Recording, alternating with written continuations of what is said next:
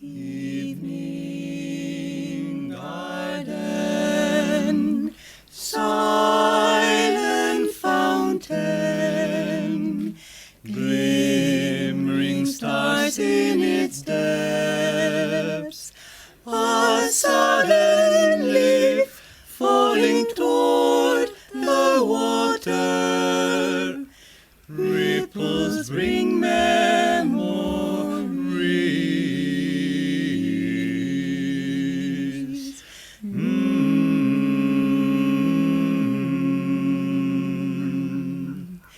Sunshine, laughter, young folk dreaming of a world they would mold.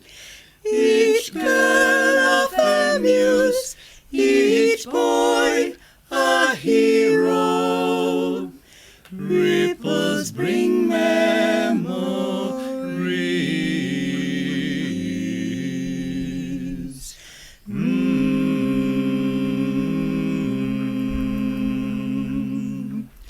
Friend, all our lives we spent seeking the stars, thinking them almost at hand. How far must we roam ere our minds turn within, ere we at last understand? Twilight mist falls, old folk linger, dream what they might have done. Youth's shining star has become an ember, ripples bring memories.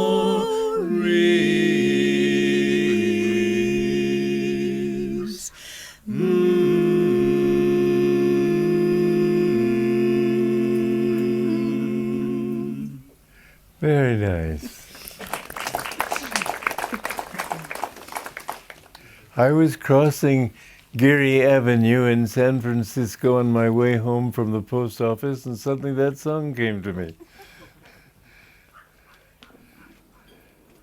They sent very unusual chords, very modern. And I don't know how you like it here in India. Do you like it? Yes. Okay, thank you. So, do you have any questions to ask me today?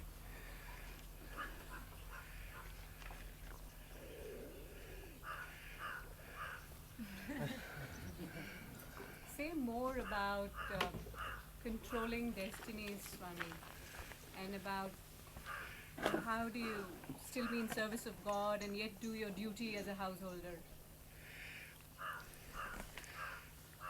Well, can you translate a little bit? I didn't hear completely well. How can you do your duty to God I heard and that. yet be a householder, and in terms of controlling your own destiny? But your duty is to God as a householder.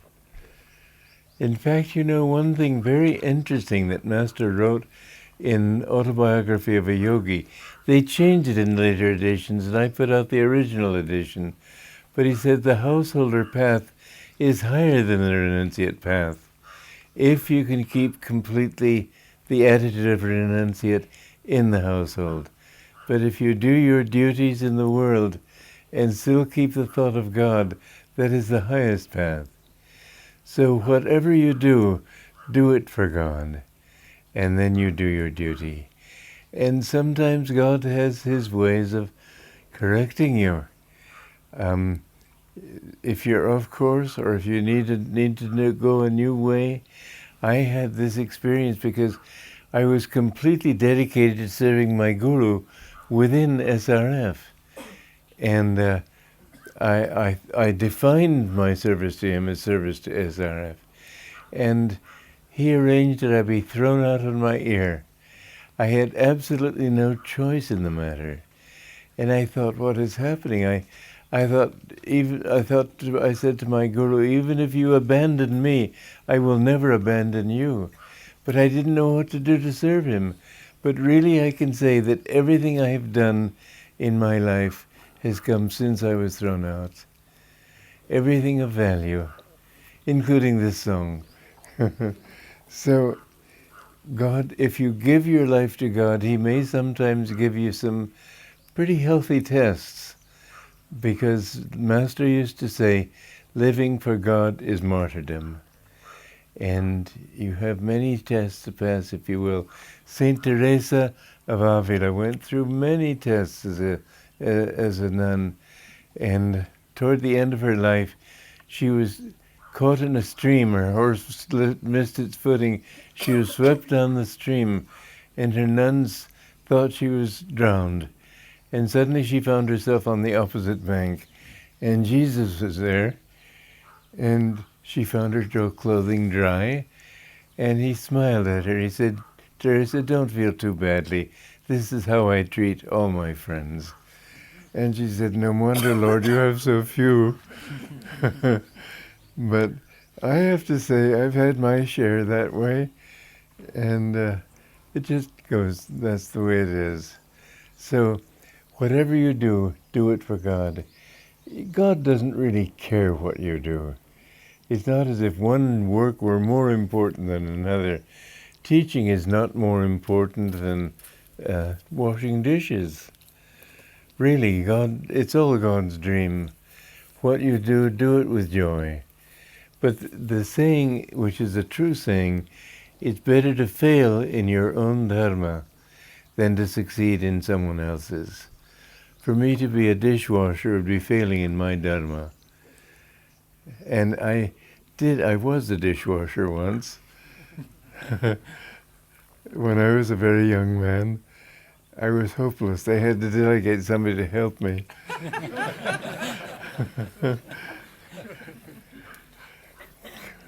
Come in. I want to see your smiling face. Come on in.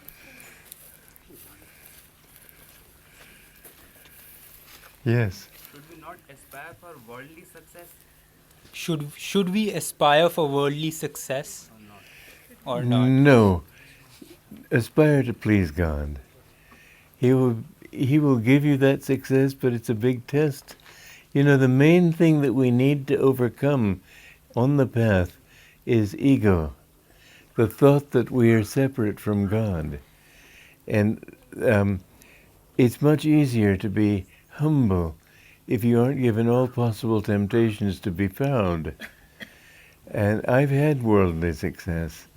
Fortunately, it doesn't mean anything to me. I've been a leader. Fortunately, it doesn't mean anything to me. But it could.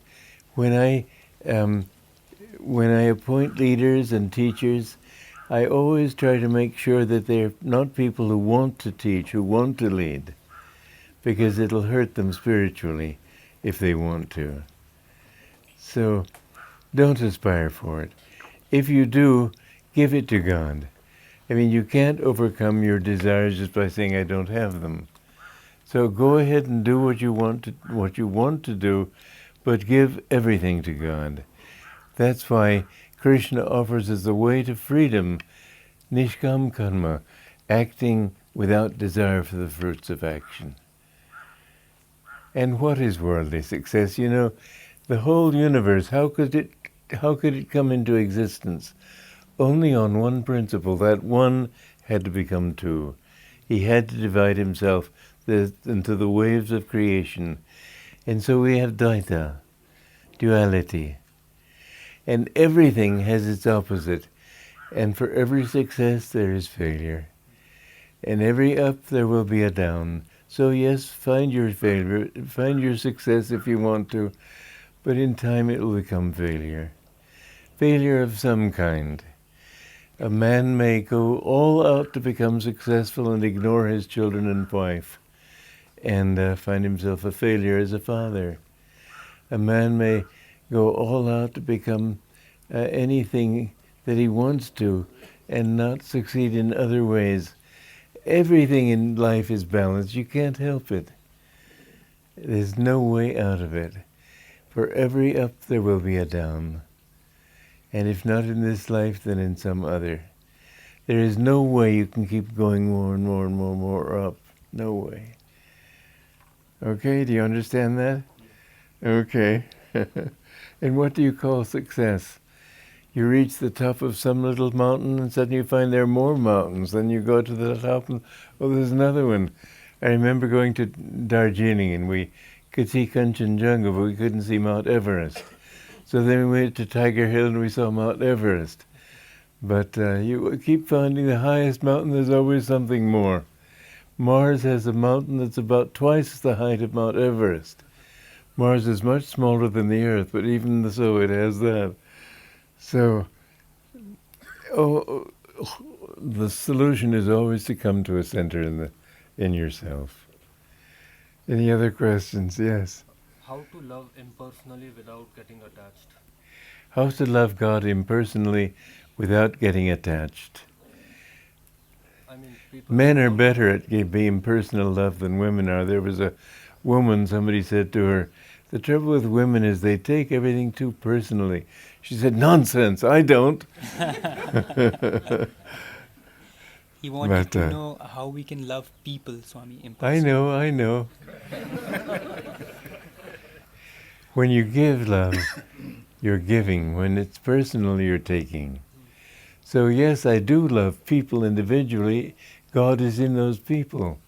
So it's not as if there was a man who flicked his cigarette and on a wall, it was his wife's back. And he said, oh, I didn't notice, I thought you were the wall. That is not being impersonal in the sense that I mean. I mean, to see that God is in all and want to give to everybody but not want anything back from them. And really you must love people that way. I have found that in crowds I feel that everybody wants that same bliss. Even the worst criminal wants that bliss. And so you can't help but love everybody. But sometimes they don't know that that's what they're looking for. Still you can see it. And yet you don't want to grip them. Love is when you want to hold people to you. That is personal love. But to love somebody because, a mother loves her children, and one of her dearest children dies, and she misses it terribly, but it's reborn next door. She won't even recognize it. So we should love the soul, not the human body. Okay? Any other questions? Yes. The saying in Bible, suffer little children to come unto me. What does it really mean? The Bible saying, suffer unto me little children, Suffer little children to come unto me. for such is the kingdom of God. What does it mean? It's a very strange thing because you see this vast universe and you think God must be infinitely complex to create such a vast thing. And yet, somehow, he is childlike. He is childlike because his reality is at the center of everything. When you come to that, then everything becomes very simple. When you have a problem, don't look at it from outside. You'll see all its various complexities. Try to go to its center. When I was in college, I studied Greek, but I didn't study Greek. I went to Greek class and almost never did Greek exams, Greek homework. And when the time came for the exam, and the professor, Dr. Post, his name was preparing us, he said, well, there are some people here who might as well not come to the exam, and everybody would look at me and laugh. I would know words like and the, and Philos and the Delphos, because Philos is Philadelphia. Our college was near Philadelphia, and Philos is love, and brother, Adelphos is love, and it's the city of brotherly love. And so I'd know a few words like that.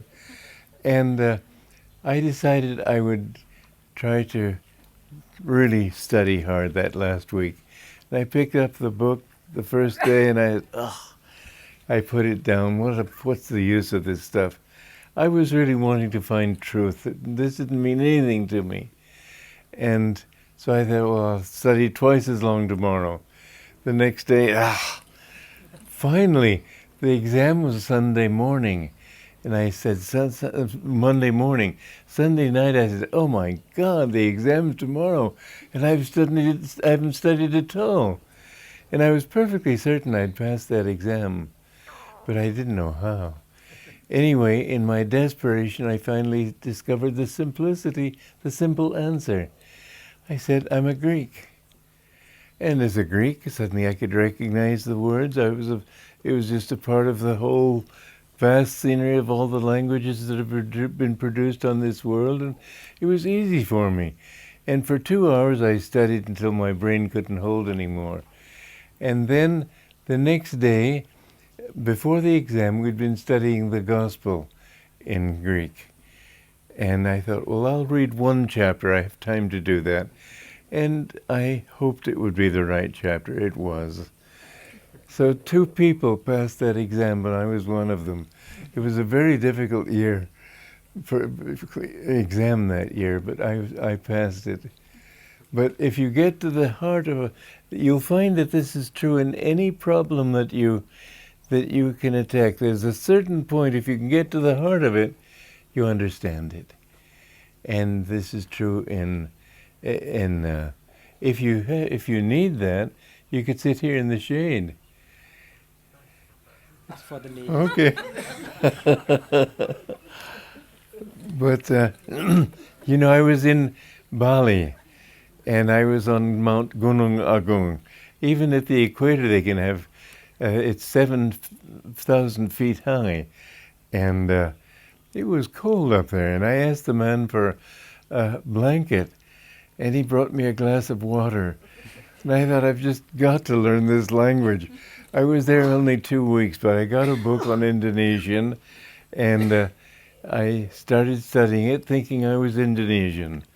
And in 2 weeks, I had a 600-word vocabulary, and I could talk even philosophy and things with people and carry on pretty well. But now I can only tell you, saya mau pergi ke Denpasar, which means now I want to go to Denpasar, which is the capital of Bali. It's useless.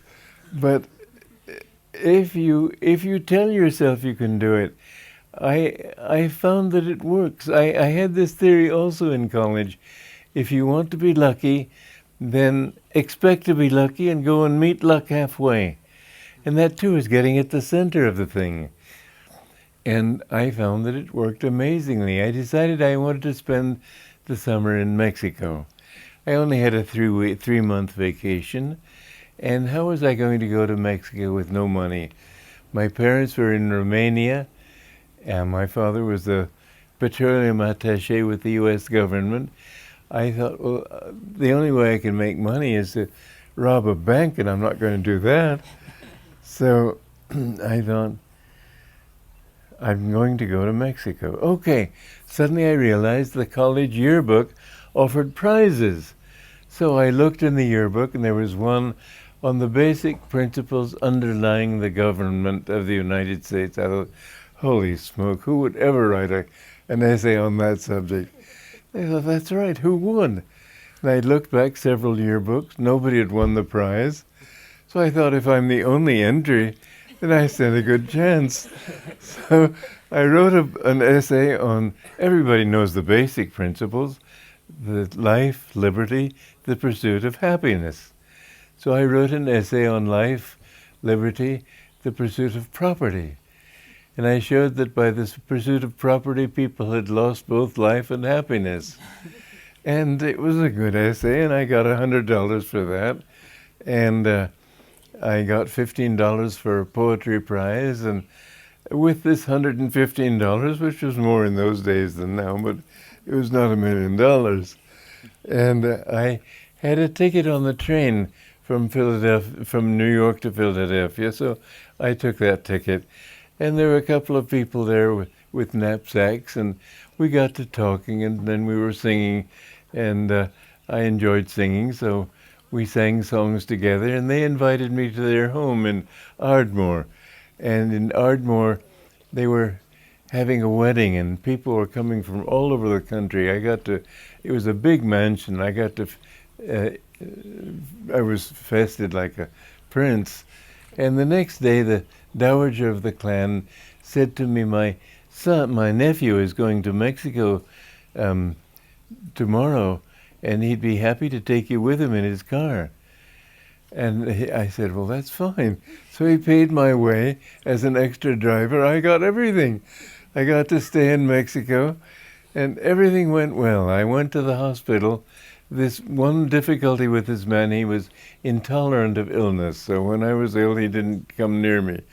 But I got streptococcus and tonsillitis and dysentery in a way that I urge you not ever to get. I had to go to the bathroom. I had to lean against the wall and sort of gradually inch my way to the toilet. And finally, after 3 days, I was well enough to go see a doctor. And the doctor said, you've got to go to the hospital immediately. And so they put me in a hospital. And he said, you'll have to be here at least 2 weeks. And I made some discreet inquiries as to how much it would cost. It was much more than I could afford. So I just said, I'm going to get well. In 2 days, I was out of there. So really, I found that with willpower and getting to the heart of the thing, I could do anything I wanted to. And I found that to be true all my life. Whenever I put my mind on something, it comes. So this is going to the heart of it. When you go to the heart of everything, you become childlike. My guru was absolutely childlike. You could show him any scripture and he'd know everything. Even if he hadn't read it, he'd understand it. But he was so childlike because he lived in the moment. And he lived with the person. He was just with that person. His mind wasn't going all over everything else. He didn't try to figure anything out. It was just there. So that's what is meant by being childlike. It doesn't mean childish. It means childlike. When you're childlike, you're simple. And when you're simple, you understand everything. So God could create the whole universe because he is childlike. It's a strange concept, but it's the truth. Any other questions? One has a threat and one has a perceived threat. One has a threat, one feels that there is a threat, and many a times that threat is a perceived threat. Right. That causes anxiety and depression, and it's difficult to deal with it. How does one go about doing that?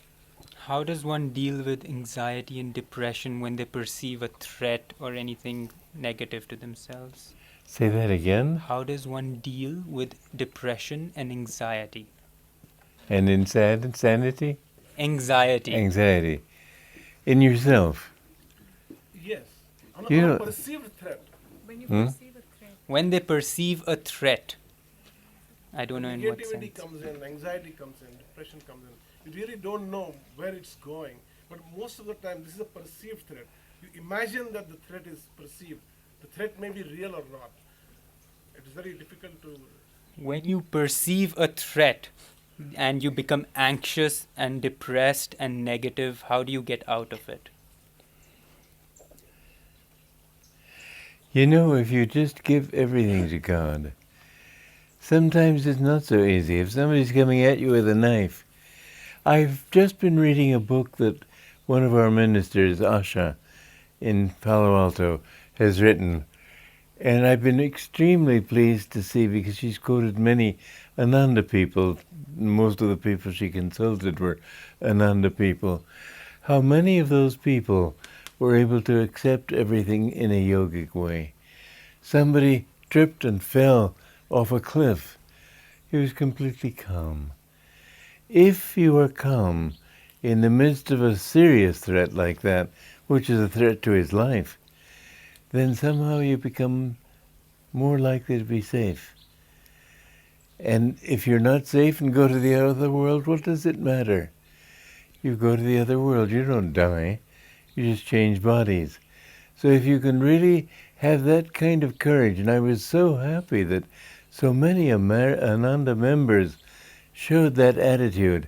When some really serious threat came to them, they were able to just take it even-mindedly. It's only then that you can make the best of the situation. But if you get all rattled and upset, then you make the worst of the situation. So if there's a threat, for example, a boss wants to fire you. There was a story, and a very interesting story, a man who was old and wise and had enough money but wasn't very rich. And a young man used to look up to him as his mentor.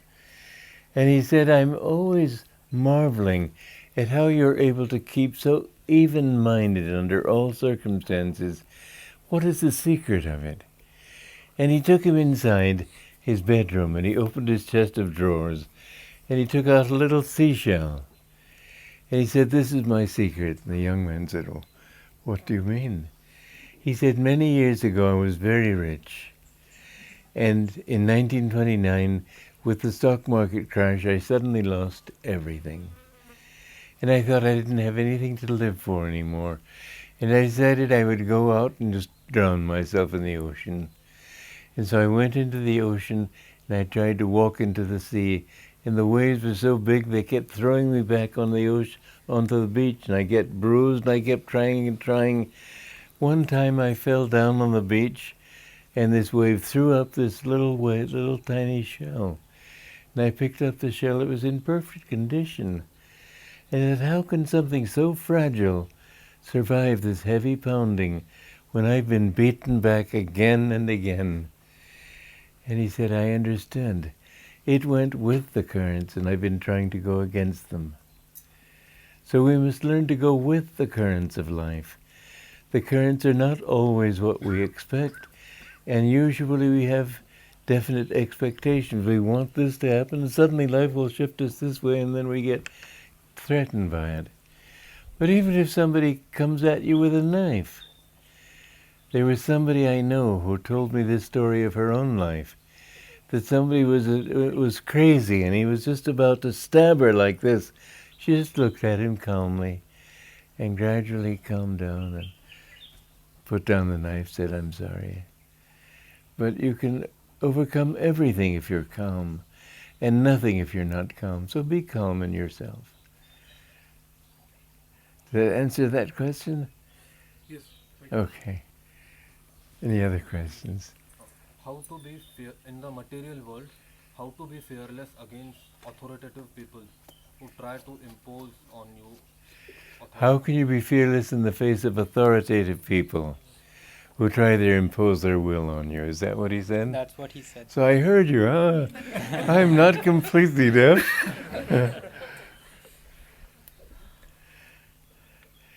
Well, I don't know that I'm a good lesson for that, because I got thrown on my ear for being just determined to go my own way. I don't think you should be a doormat. My guru said, don't be a doormat. Stand up for what you believe in, and if these authoritative people throw you out, let them do it. I would say, above all, stand for your beliefs. I stood for my beliefs, and that's what happened to me. So you may say, I'd rather do anything than get thrown out. But I'm made this way, that if I believe in something, that's what I will stay with. Yata dharmas tata jaya. There have been many times when I was tempted, but I did not give in. There was once in 1969, I was working, this was not an authoritative person, but I was working very hard to earn the money by giving yoga classes, meditation classes, to start Ananda. And I was going to a different city every night, and I was very tired. And somebody came to me, and he said, somebody has given me some money as an inheritance, and I would like to join Ananda and give this money to Ananda, but on the other hand, I'm asking you for advice. Should I do that, or should I go to India? He didn't know about my difficulties. And I said, go to India. I wasn't even tempted. I felt that if he had... First I asked him how much money it was. He said $200,000. That was like $1 million today. And I wasn't even tempted. I just felt that if he had really wanted to join Ananda, he would have said that. He wouldn't have given me that alternative. So I said, go to India. And there have been many times in my life when... What did I tell? Was the story I told you yesterday? I told you a story yesterday, wasn't it? Can't remember. Anyway, another time I was... somebody tempted me to... Oh, yes. In Italy, they had somebody lodged a law case against us. It was a very frivolous and foolish lawsuit. But they put our leaders in prison. And since I'm the leader of the whole thing there, they wanted me. They thought I was a fugitive from justice. The case dragged on for 5 years. Finally, I was on my way back to India from America, so I stopped in India because they were having a hearing. So I went there deliberately to see this judge. And I said, I want you to know that if any fault is anybody's, I don't think we have fault, we've done anything wrong. But if anybody is wrong, then blame me. Don't blame anybody else. Put me in prison, forget them. And they just dismissed this case. But that was another time when it would have been easy for me to avoid. I did not. I think that yata dharmas tata jaya. If you follow the path of right action, then you will always come out on top. Maybe not the first time, but in the end you will win. I was in the hospital in Gurgaon, and I had double pneumonia. I was in a very ill condition. I was hardly conscious. And the doctor came into the room and he said to me, "Sir, can you help me?" That's just not quite the question you expect a doctor to ask you when you're ill. And I said, "I can try." He said, "I have a son in college in Canada, and I have many responsibilities. How is it possible to meet all my obligations in this world and always follow the path of Dharma?" I said, "I have found in my life that by being rigidly Dharma, I've always succeeded." Well, I was not an advertisement for success at that moment. And I saw he left the room completely unconvinced. But I said the next day, I'm going to write a course of lessons, and I've written a course on how to succeed with spiritual principles, how to succeed in business. It's a good course, and it's well worth learning, because we are now coming to a time of great economic depression. It will begin in America. America is now $15 trillion in debt. They'll never come out of it. The only way they'll be able to come out of it is by printing money. And as they print too much, the money won't be worth the paper it is printed on. That will go to other countries. India too will suffer. And you will find it very difficult. And how to get out of that? If you are dharmic, God will take care of you. If you love God sincerely, He will take care of you. There was, when the atom bombs fell on Hiroshima and Nagasaki in Japan, they were near the epicenter of the bomb. There were two spiritual communities, both Christian, Jesuit and Franciscan. They weren't even touched. Right at the epicenter. Don't worry. If you have to go, fine. It may be your time to go. But if it's not your time, God won't let you go if you love Him. So keep in mind, because you're coming to a time of serious trouble. If you live loving Him and live the way of Dharma, He will always protect you. So please take my words seriously. Because in India, I have found a very serious problem. Indians very often don't keep their promises. Keep your promises. Be true. If you say, "I'm going to do this," do it. Even if it's inconvenient, do it. You'll find that then the law of karma will be on your side. Okay? Any other questions? Yeah. How do I find my purpose in this life? How do I find my purpose in this life?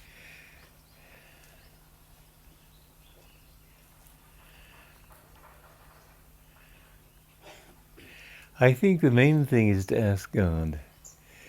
I was wandering in my own life. I just couldn't find, I was looking for truth. I couldn't find truth. I looked for it in every possible way.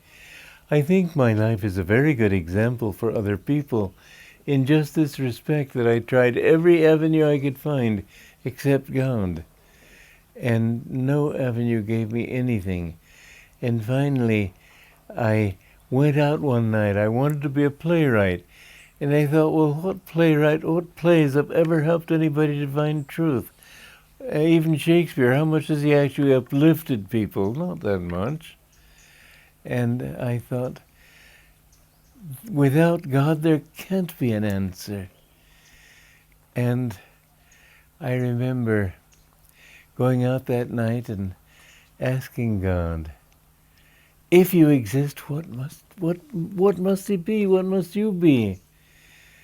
And I couldn't think of anything. But then I thought, well, I'm conscious. Therefore, he must be consciousness. And I came up with a very Advaitic understanding of God, that he's not a person, he's consciousness, and that we're a part of that consciousness. And that if that's so, then the more we are in tune with that consciousness, the more everything comes to us that we're looking for. And therefore my duty in this life is to attune myself to him. And I remember I came back from that walk absolutely staggered. I had 4 roommates, and they were all laughing at me for taking life so seriously, and I just thought these are just yapping puppies. I left the room. And I didn't know that anybody in history had ever looked for God. I know my mother had tried to talk to me of the miracles of saints, and I used to say to her, come off it, Mother, there's no such thing. But suddenly I found that I did want God, and I thought maybe I'm going crazy. But God helped me out. I didn't know what to do. I thought maybe I'll try to be a hermit in some jungle in Brazil or something. And I remember my parents my father was in America, and actually his main work at that time, he worked for ESO, was with Venezuela. But then he decided, his company decided to send him to Egypt. And one further reason that I think that it was for me that his company made that decision was that he found where oil would be, but his company pulled him away from there. Mobil went in and found oil where my father said it would be. But my father did not find oil in Egypt. Esso sent him there God sent him there just to get him out of the way. And then my mother, she was going to join him. And the day that I put her on the ship, I found Autobiography of a Yogi, the same day. And I read that book, and I took the next bus across the country and came to Yogananda and said, I want to be your disciple. But if they had been in the country, it would have been very difficult. Mind you, I didn't know anything about yoga. I thought it was some sort of yogurt. I didn't know anything about Hinduism. I didn't know anything about India. I thought maybe it was full of tigers. I didn't know Hinduism. And that book so completely changed my life. If they had been there, I was only 22, they would have been able to stop me, I'm afraid. Some people have said to you, if you're firm, you would have been able to. I don't think I was that firm. It was too sudden, too new. But I knew it had to be what I was to do. And you couldn't travel by plane in those days. They couldn't take a plane over to California and persuade me against it. They wrote me many letters, and they sent many people. But I knew by then that this is what I was to do. When you put your life in God's hands, He will show you what to do. And it may be to be a stockbroker, I don't know, whatever He tells you to do. But really, offer it up, offer your life to Him. Say, I want to live for you, and I want to live to fulfill your duty. And your duty, my duty has been to be a teacher, okay. But that's not a higher duty than being a dishwasher. Whatever God wants you to do is your duty. And so, as a householder, for example, you asked that question earlier. If you live as a householder, raising your children, doing the right thing and doing it for God, God has this whole universe to take care of, and we have to help Him do it. But if we're only thinking I'm doing it for myself, we don't get the point, and we don't do it right. So put God first in your life. Do everything for Him, and you'll see that He will guide you. Okay? Any other questions? Tell us some experience of 29 Palms. Pardon? 29 Palms, your experience at 29 Palms with Guru? Well, that was a long experience. I was a long time with him. Which experience do you mean? Anyone. Well, for the first few months, it was a terrible experience. I wasn't with him at all. The monks were 5 miles down the road, and he told me to edit the Rubaiyat of Omar Khayyam. Omar Khayyam's Rubaiyat are a very spiritual book. It's not a love poem as most people think. It's a very deep scripture. And in fact, it even says there, many people thrown out into Maya with the beginning of a day of Brahma are still wandering at the end of a day of Brahma. This kind of depth of meaning is there. Anyway, he told me to work like lightning, but he said, don't change a word. Now, how can you edit and not change a word? It drove me frantic. I didn't know what to do. And he didn't bother to answer. God was putting me through a test. And I would lie on my bed, I didn't have the strength to move. I was so desperate. I didn't want to go back to the world. And yet I was afraid of divine peace. And I was right in the middle. I didn't know what to do. And all these monks kept coming out and going over to his. I was stuck there. And for 4 months I was stuck that way. Then finally I began to accept it. It was okay. Finally I understood. But this was after I got to see him. After that I got to spend every day with him. Long hours every day. The most time I spent with Master was at 29 Palms. And I said to him, I understand now. You didn't mean don't change a word. You meant don't change an idea. He said, yes, that's right. It took me all that time to understand. But he had editors in the beginning who changed his ideas, and I didn't want to do that. Anyway, living with him, he taught me just about everything I know now. And he spent many hours telling stories of the past and of many stories from just all sorts of things, many teachings. I couldn't begin to tell you everything. But what I wrote of the Patanjali, for example, he told me all that out at 29 Palms. And he told me I have a great work to do.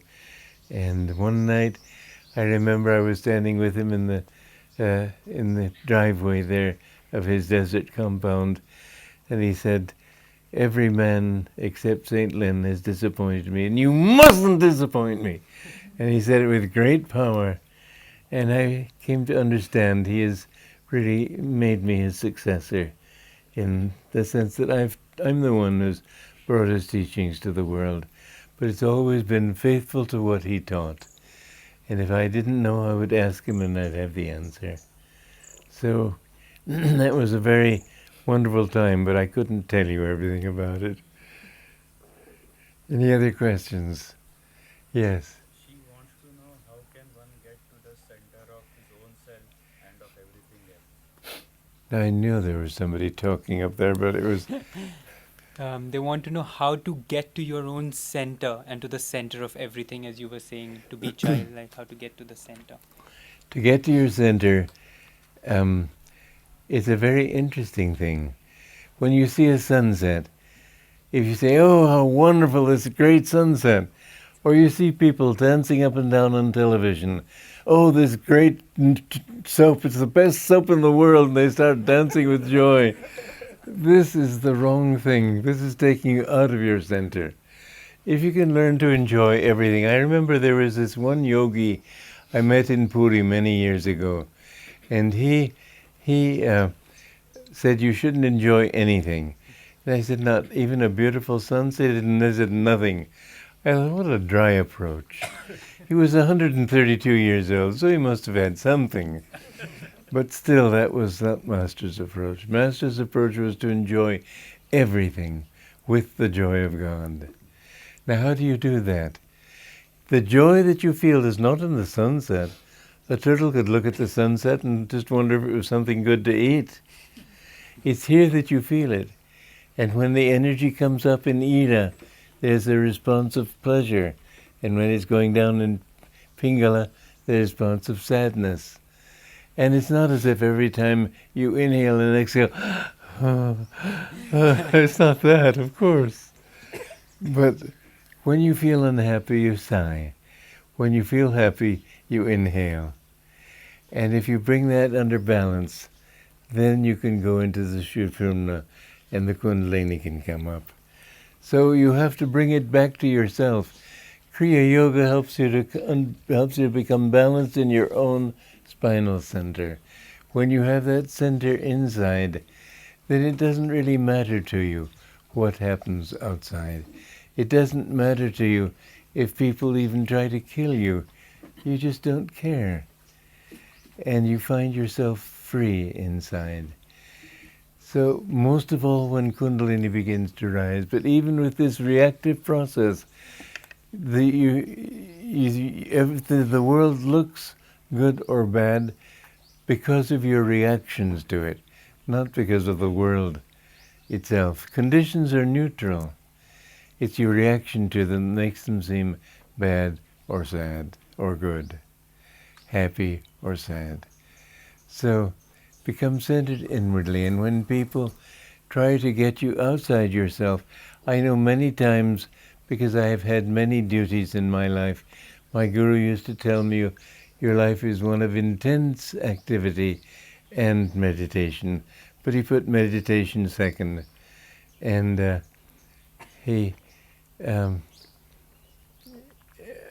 I've had many temptations to go outside my peace.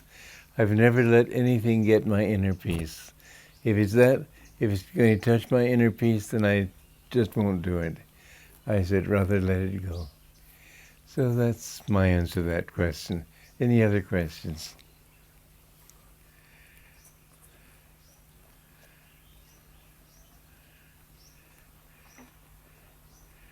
Have I driven you into the ground? Yes? It is very important to be attuned to one's guru, but won't you say that since you were with Master for 4 years, physical proximity is also as important because the flow of magnetism is more? He said it's very important to attune yourself to the guru, but wouldn't you say that since you got to spend time with him and had physical proximity, that was also a very important part? And therefore a physical relationship is important as well? You know, my guru said this. He said that you have to meet your guru at least once. He said he cannot be your guru now.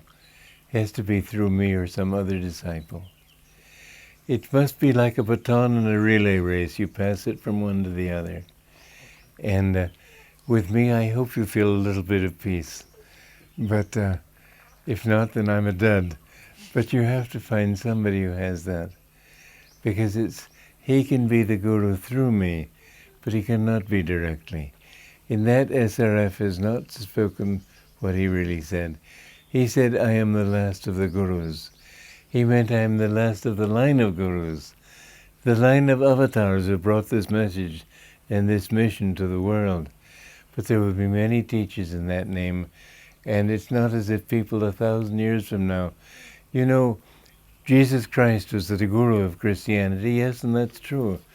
But people had to meet someone who uplifted them. And my Guru said that they all had to have someone who helped them. And thus St. Francis had somebody. St. Teresa of Avila had somebody. It has to be that way. There has to be some personal contact. And that was what my Guru told me at 21 Palms, one of the many things he said to me. And he said it without any equivocation. So, okay? Any other questions? Yes. Swamiji, you said that that the Master said that you should have intense activity and meditation, and now you've said that you are the link for all of us. Does that mean that we need to have intense activity and meditation also? No, I hope it doesn't. I will say I hope it doesn't. I would like to think that some of you, as you get older, will be able to enter the sannyas ashram and retire from everything. Here I am in sannyas ashram still writing books and giving talks and who knows what. But that's my duty, and I feel my peace through that. And not everybody would feel that peace through it. I feel great inspiration in doing it. It's not as if I do, oh gosh, another book. I feel him flowing through me. And he said that he said to me one time, God will not come to you until the end of life. But he said God will come to me, and that I would be free. So that's the important thing. I think that those who are following me do not need to do what I do. They need to do what I say in this case. Give more time to meditation. And I myself, I'm meditating while I write, and I'm feeling his presence. So as you follow this path, the reason I wear blue is I started a Naya Swami order where people can enter the sannyas order even while they're married. And the Naya Swamis, if they've given up worldly consciousness and attachment and sex and everything, they can enter this order and be sannyasis even in life. This is the ancient system too, that everybody at a certain stage should reach that point where he enters the sannyas ashram. So this, I think, is, I would like to see you all reach that point, where you just give your lives to God. Spend your days meditating, but you can't sleep. I remember going to Vashishta Guha, and I saw many Swamis there. That's not getting you God. If you have to be active, then be active for God. Don't be active asleep. There was a disciple of Sri Yukteswar's who used to say, Nidra Samadhi Sthiti. Sleep too is Samadhi. No, it's not. It's false Samadhi. So seek your freedom in Samadhi. Any other questions? We are seekers who have come from an organization called Spiritual Research Foundation. Mm-hmm. So we have got something to show everybody. We are doing a lot of research in the spiritual dimension, and we've got something. I would like you to come up and show.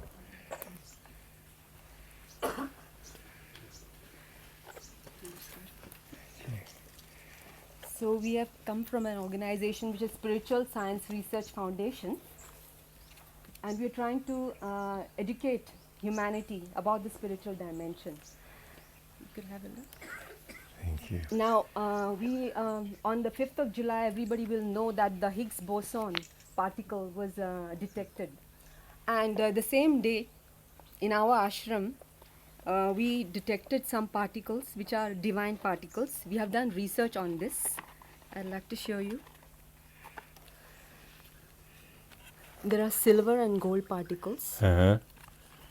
These are silver, and these are gold, if you will appreciate the change. Thank you. And we have sent it to the... May I put it here? May I keep it? You want it? We will see.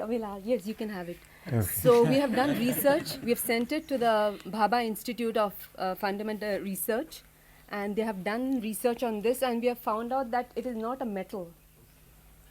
And it contains carbon oxygen and nitrogen particles. So research is still on. We've sent some But particles let me to the say US. this. God is not a thing, and so he cannot be matter. Matter itself is energy. Exactly. Energy is consciousness. Exactly. So any particle will still be a manifestation. Absolutely. That Okay. is what it is. It is a particle of Okay. Chaitanya, divine Okay. consciousness. So I'd like everybody to see it. Yes, That's good. why Pass we it have around. actually brought it. And And if you want to know what God is, here he is. exactly, that's what everybody says. I mean, they are doing research there, but we have found Okay. it here, and it's manifesting in our ashram and Okay. houses of seekers also. Is it also manifesting in your hearts? Definitely. Okay. It must be. Thank you for coming. Okay. It has been there for the last 2 months, it's going on. Okay. This in Very event. good. Yes. You know, one thing I have always had against science is that it's arrogance. It thinks it knows. Yes. But if there's devotion, you're doing a good thing. Okay. Any other questions? One more question. Only one. Okay. When I was reading the autobiography, I read about Kriya Yoga, and it said that it's very difficult to get initiated into the process, and I would like to know what it is that one has to do to be initiated. What is she saying? She said when she read in the autobiography about Kriya, it said that it's difficult to get initiated into Kriya. It's not easy. So she would like to know, how does one get initiated? Why should it be difficult? It's easy. They say too, this is a mistake they've made. They've changed the autobiography in very important ways. One of them is that you have to be a minister of SRF to give Kriya. Lahiri Mahashai then did not give Kriya. He wasn't a member of SRF. Sri Yukteswar did not give Kriya. He wasn't a member of SRF. This is bilge. You must understand that Kriya is an ancient science. It could be disturbed. As Master himself said, you could destroy all the techniques of yoga because it's central to the human understanding. Somebody would discover it sooner or later. It's in your own being. It's the way you breathe. The breath coming up and down. The Pingala going into the Sushumna and raising Kundalini. That's Kriya. Kriya, it should be given by somebody who's a Kriya yogi, but it's not difficult to get. It's easy. And Kriya yoga should be given not publicly by lesson. I think that's not the right way. A master did it, so I can't say too much, but people have to have the touch also. So anyway, anybody can get it. And even you. Everybody. One more question. That was a non-question. Yes. Can you speak about the secrecy, why secrecy is maintained in Kriya, as in the initiation is given separate?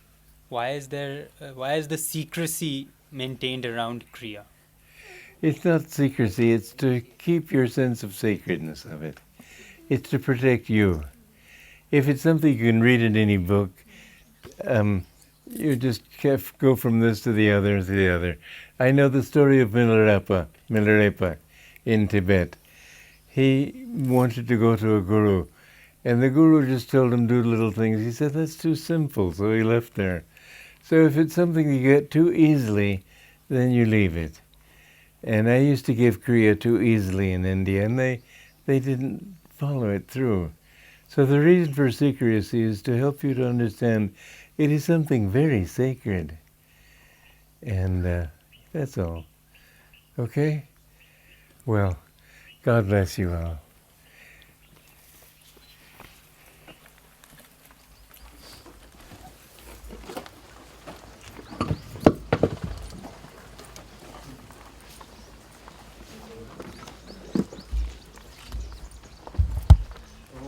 I've been writing a new set of lessons. It takes a year to finish them, and they're very good. So I do say so myself. And I wrote one lesson every day for a month, but you will find them extremely deep. They're donation basis, so you don't have to worry about it costing money. Of course, we hope you will donate because we want to build our work. But do get these lessons. I highly recommend them, even if I wrote them myself.